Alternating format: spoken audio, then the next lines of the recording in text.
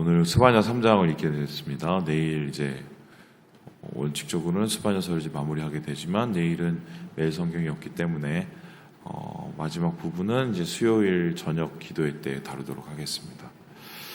제가 이번에 스바냐서를 읽으면서 굉장히 좋았습니다. 왜 좋았냐? 은혜를 받아서 좋은 것도 있고 또 뭔가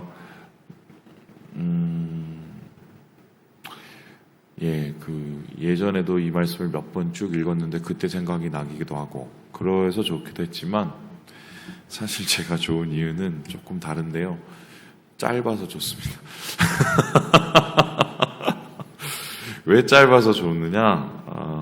성경이 뭐 짧기도 하고 길기도 하는데 그게 뭐 좋고 나쁘고 있겠습니까? 말씀만 좋으면 되는데 이게 선지서라 그러세요. 선지자 그래요. 예언서라.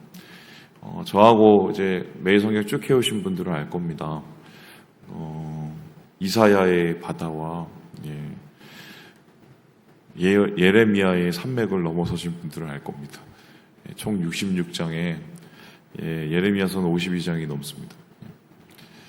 이게 물론 끝에 이제 보면은 뭐 회복에 대한 이야기도 나오고 또 메시아의 탄생에 대한 이야기도 나오지만 그거 진짜 읽으면 엄청 괴롭습니다. 왜 괴로운가? 그냥 뭐 쭉쭉쭉 읽고 나가면 그런가 보다 하는데 말씀을 이제 저는 매일 전해야 되지 않습니까? 전하다 보면 계속 반복입니다.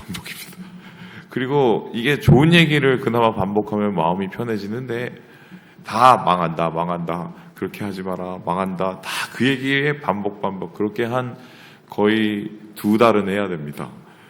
그러고 나면은 물론 뭐 우리가 죄인이고 저도 뭐 하루에 죄를 뭐 짓겠죠. 근데 그게 아니더라도 괜히 좀 죄책감이 들어요. 그치 보면은 이렇게 물론 이제 뭐 우리가 생각해야 될 것은 예레미야의 52장, 그 다음에 이사야의 66장이 하루에 다 적은 게 아니잖아요. 한 달에 적은 것도 아니거든요.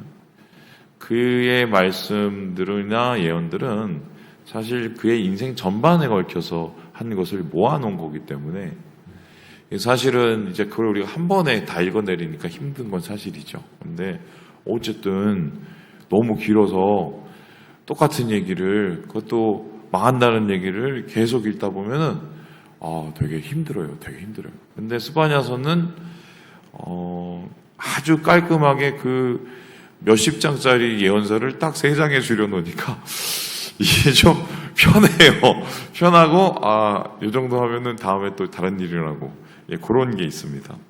오늘 얘기도 사실은 망한다는 얘기입니다. 제가 지금 망한다는 얘기 어제 했고 오늘 또 했죠. 아마 그저께 이은하 전사님이 말씀을 전하셨을 때도 아마 망한다는 얘기였을 것 같습니다. 근데 첫 번째 망한다는 얘기하고 두 번째 망한다는 얘기는 조금 달랐죠. 왜냐하면 이스라엘이 망했고 어제 얘기한 거는 이스라엘 주변이 다 망했고, 그죠? 오늘은 다시 이스라엘로 돌아오는데 그냥 이스라엘이 아니라 이스라엘의 핵심 중심인 예루살렘이 다 망한다는 얘기입니다. 그러면은 뭐 사실 어제 얘기나 오해 얘기나 크게 뭐 다를 것이 없는데 흥미로운 것은 예루살렘 도성의 멸망을 얘기하면서 하나님께서 이 도성이 왜 망할 수밖에 없는지에 대한 그 근본적인 그들의 마음의 태도, 잘못된 태도, 그것을 설명하고 있어요. 물론 우리가 예언서들을 보면 우리 인류의 역사도 망하죠. 왜 인류의 역사가 계속적으로 흥망성쇠를 되풀이할까 생각을 해보면 이 사람들이 가지고 있는 죄성, 부패, 그리고 그들이 가지고 있는 자만을 꺾어내지 못했었을 때 사회가 혼란해지고 사회가 타락하는 것을 우리가 한번 계속 보죠. 로마가 망한 이유가 무슨 목욕탕이 많아서 망했다고 얘기를 하시는데 목욕탕이 많은 걸로 따지면 우리나라가 최고일걸요. 우리나라는 그냥 목욕탕도 아니고 사우나도 있죠. 그것도 막 불가마에 죽으려고 들어가죠. 불가마에도 있죠. 또 거기에 또 24시간 하는 데도 있죠. 그러면 진작에 망했어야죠. 근데 우리나라가 아직도 안 망한 건 사우나가 많아서 안 망한 게 아닙니다. 망한 게 아니에요. 그 지도층이 가지고 있는 부패와 타락이기 때문입니다. 또 뭐 생각을 하기를 기독교 국가가 되면은 뭐 나라가 안 망할 듯이 얘기하는데, 여러분 생각을 해봅시다. 로마 기독교 국가였습니다. 마지막에. 그래도 망한 거예요. 중세 기독교 국가였습니다. 타락이 더 심했습니다. 아예 요즘에 무슨 기독교 국가 얘기하시는 분인데 그런 생각은 이미 역사적으로 틀린 말로 정해졌거든요. 그거 아닙니다. 사람은 우리 마음의 태도가 잘못되면, 특별히 하나님에 대한, 또 하나님의 말씀에 대한 태도가 잘못되면 그때부터는 그냥 내리꽂는 쇠락을 경험하게 되지요. 자, 그러면 예루살렘 도성, 하나님께서 세우셔서 성전을 세우시고 거룩하게 하신 이 도성은 왜 망할 수밖에 없었을까? 여기에 대해서 하나님께서는 스바냐를 통해서 두 가지의 얘기를 하고 계시는데, 우리 함께 5절의 말씀을 같이 한번 읽어보도록 하겠습니다. 시작. 그 가운데에 계시는 여호와는 의로우사 불의를 행하지 아니하시고 아침마다 빠짐없이 자기의 공의를 비추시거늘 불의한 자는 수치를 알지 못하는도다. 뭐 의롭지 못하니까 망했지만, 의롭지 못한 사람들의 대표적인 특징을 뭐라고 그러죠? 뭐를 모른다고 합니까? 수치, 부끄러움. 부끄러움을 모르는 사람들이 망할 수밖에 없다고 얘기합니다. 부끄러운 마음을 수치라고도 하지만 우리의 실생활에 적용하는 더 가까운 단어가 있죠? 염치라고 하죠. 염치라는 말은 다른 사람에게 내가 이렇게 했었을 때, 혹은 내가 옳지 못한 행동을 하고 내가 어떤 과도한 행동을 했었을 때, 그것 때문에 당하는 그 사람의 모습, 상황을 보면서 느껴지는 부끄러움을 뜻하죠. 근데 사람이 대부분 태어날 때는 염치를 가지고 태어납니다. 그 염치를 가지고 뭐라 하냐면 우리는 사회성이라고 하죠. 그러니까 사회성이 제일 좋아하면은 한마디로 염치가 있는 사람이고, 거기 플러스 뭐가 있습니까? 센스가 있죠. 그래서 부끄러운 일을 안 하고 다른 사람이 좋아하는 배려를 하는 사람들을 가리켜서 야, 저의 사회성이 좋다라고 이야기를 합니다. 그런데 염치가 없어지는 경우들이 있습니다. 언제 그러냐? 한번 이렇게 해봤는데 별일이 없는 거예요. 그럼 또 한 번 더 하는 거예요. 근데 조금 일이 있는데 참아낼 만한 거예요. 그러다 보면 어떻게 해요? 나중에는 그 범위와 깊이가 더 넓어지고 깊어집니다. 그래서 맨 처음에 그러겠지 뭐 저러겠지 이런 정도 넘겼던 사람이 나중에 너무나도 뻔뻔해지는 경우들이 있습니다. 저는 지금 미국의 행태가 그거라고 생각하는데요. 지금 한국하고 일본을 이제 줄다리기를 하면서 뭘 하냐면 돈 내놓으라고 지금 거의 칼만 안 들었지 강도짓을 하고 있잖아요. 일본은 이미 사인을 했는데, 이 사인이 어떠냐면 그 트럼프 임기 내에 몇 천억 불인가요? 한 6천억 불인가? 뭐 정확한 액수는 모르겠는데 그거를 현금으로 다 갖다 놓으라고 해서 거기에 사인을 했습니다. 우리나라도 그래서 지금 다시 사인을 요구하고 있는데, 자기 임기 동안에 3,500억 불을 갖다 놓으라. 우리나라 외환 보유고가 4,200억 불이거든요. 그럼 거기서 3,500억 불을 갖다 주면 남는 게 없어요. 그리고 4,200억 불이 우리나라 돈도 아니거든요. 돌려야 되는 돈이고 빚 갚아야 되는 돈인데, 그거를 자기 임기 3, 4년 동안에 다 현금화해서 갖다 놓으라고 하는 게 지금 미국의 행태입니다. 왜 이럴까요? 왜 이렇게 염치가 없는 행동을 할까? 해봤는데 말을 안 하니까요. 꼼짝 못하니까 이렇게 해도 되네. 옛날에는 그래도 좀 눈치라도 봤는데 요즘은 그런 거 없습니다. 그만큼 또 자기 정권을 연장하고 싶어서 그렇게 하는 거죠. 지금 예루살렘 사람들도 똑같은 겁니다. 해봤는데 하나님이 가만히 계셔요. 내가 이렇게 죄를 졌는데 별일 없네 생각보다. 비도 오고 먹고 살만하네. 조금 불편한 건 있는데 그래도 이게 편한 게 훨씬 낫지. 조금씩 하나님에 대한 부끄러움, 염치, 그게 더 없어지죠. 그리고는 어느 정도 수준이 되냐. 하나님께서 예레미야를 혹은 이사야를 혹은 스바냐를 통해서 계속적으로 그들에게 경고를 하셨음에도 불구하고 그 얘기를 귀등도 듣지 않고 그냥 넘길 정도로. 그러니까 한마디로요, 부끄러움을 아는 사람은 그나마 가능성이 있는 사람입니다. 여러분 주변에 친구 사귀실 때 부끄러움을 아는 사람들을 좀 사귀세요. 그 사람들이 그래도 성질을 내도 오히려 부끄러움을 아는 사람들은 나중에 돌이키기라도 합니다. 그죠? 그런데 이스라엘 백성은 전혀 그럴 생각도 없었다. 그래서 하나님을 정말 화나게 할 수밖에 없는 상황이 되었다라고 얘기합니다. 두 번째로 여기에 대해서 뭐라고 얘기하고 있습니까? 우리 함께 7절의 말씀을 같이 한번 읽어보도록 하겠습니다. 시작.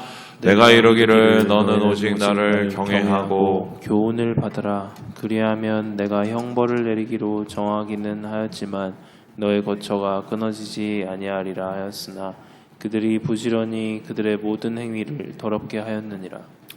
이스라엘 백성들이 지금 하나님을 분노하게 한 두 번째 태도는 뭐냐면 부지런히 죄를 졌기 때문입니다. 근데 흥미로운 게요, 여기 부지런히 하고 좋은 성경책은 1번이라고 써 있죠. 그럼 그 1번 밑에 내려가면 있다는 소리죠. 이게 더 기가 막히죠. 1번 하고 밑에 뭐가 써 있냐면 일찍이 일어나서, 그러니까 아침부터 눈 뜨면서 죄 짓기 시작해서 밤늦게까지 죄를 졌다는 소리입니다.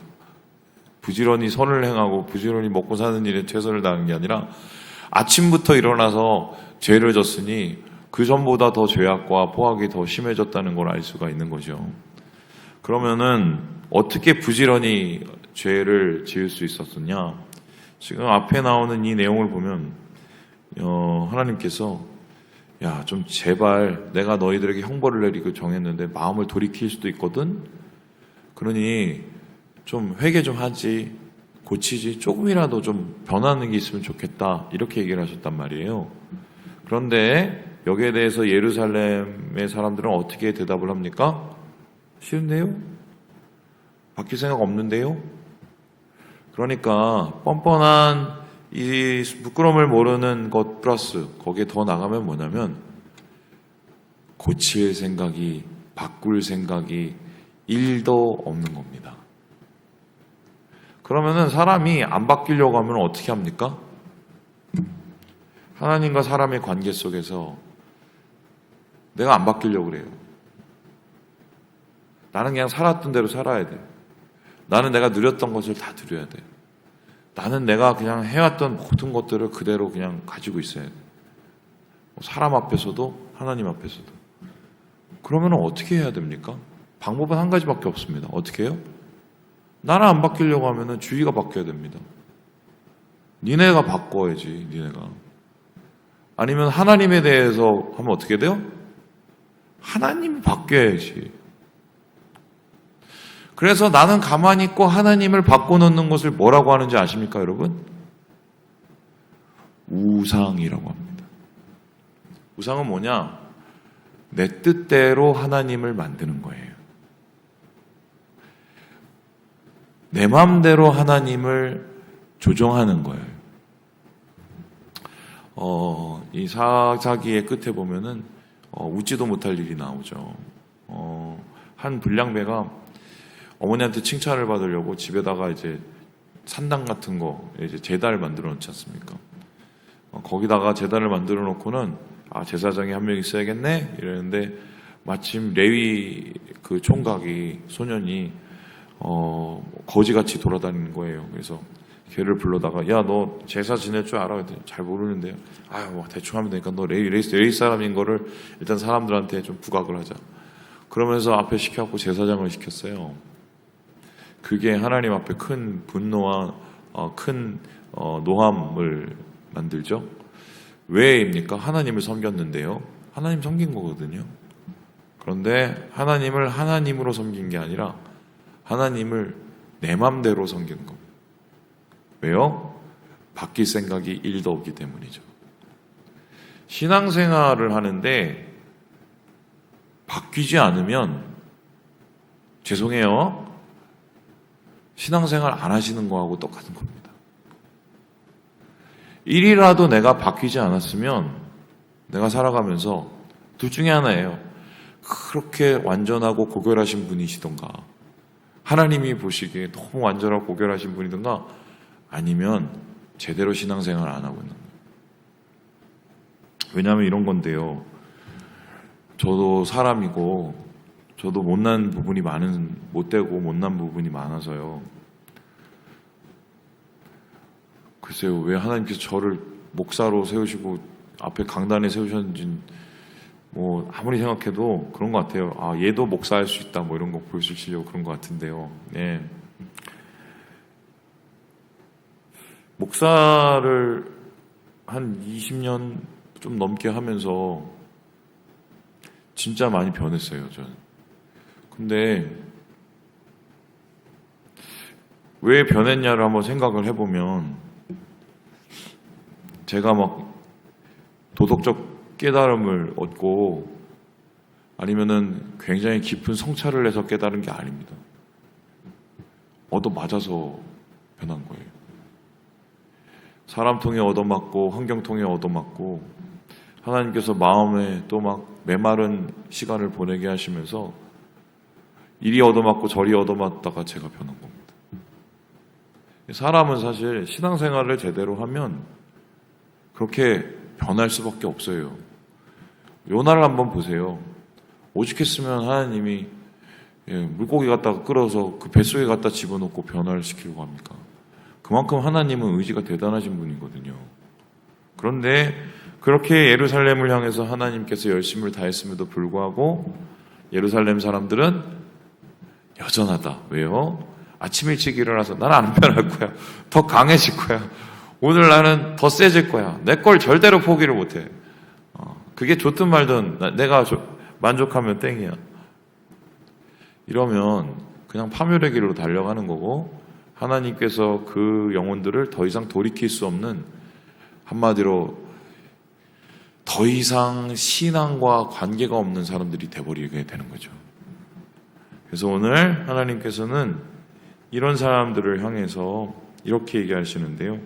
우리 함께 8절의 말씀을 읽어볼까요? 시작. 나 여호와가 말하노라. 그러므로 내가 일어나 벌할 날까지는 너희는 나를 기다리라. 내가 뜻을 정하고 나의 분노와 모든 진노를 쏟으려고 여러 나라를 소집하며 왕국들을 모으리라. 온 땅이 나의 질투의 불에 소멸되리라. 이런 거죠. 니네 딱 기다려. 니네 아주 가만히 안 놔둘 거야. 내가 이 나라 저 나라 다 끌어모아갖고 니네 아주 그냥 내가 혼낼 거야. 홍군형을 낼 거야. 자, 그럼 제가 질문해 보겠습니다. 하나님께서 진짜 홍군형을 이렇게 박살을 그냥 예루살렘을 내기로 작정을 하셔서 내가 이렇게 승질났으니까 하면 니네 아주 그냥 끝났어! 이러려고 이 말씀을 하실까요? 어떻게 생각하세요? 진짜 그 생각이면 이렇게 얘기할 필요도 없죠? 그래? 니네 그래 알았다. 그리고는 하나님께서 그냥 심판의 칼을 드시면 돼요. 때가 되면. 그런데 굳이 이렇게 내가 벌할 날까지는 아주 기다려. 이렇게 하신 이유가 뭘까요? 애 키워보시는 분은 압니다. 애가 말을 안 들어요. 어떡합니까? 하지 마. 그래도 말을 안 들어요. 어떻게? 하지 말라니까. 그래도 말을 안 들어. 너 그거 한 번 더 하면 내가 가만히 안 놔둔다. 너 그냥 내가 아주 그냥 내 다리 몽댕이를 분지러 놓는다. 제가 아직도 못 분지러 놓고 있어요. 그 얘기를 하는 이유가 뭡니까? 고치라고요. 좀. 그 얘기 하잖아요. 지금 하나님은 마지막까지 그러시는 거예요. 예루살렘 백성들을 향해서, 이스라엘 백성들을 향해서 좀 제발 좀 얘들아, 제발. 이게 하나님의 아버지 마음이에요. 여러분. 말씀을 마칩니다. 우리 사랑하는 여러분, 변해야 신앙입니다. 기억하시고 우리의 마음을 주님 앞에 깨뜨리며 하나님 기뻐하시는 삶 살아가시는 오늘 하루 되시기를 주님의 이름으로 축원합니다.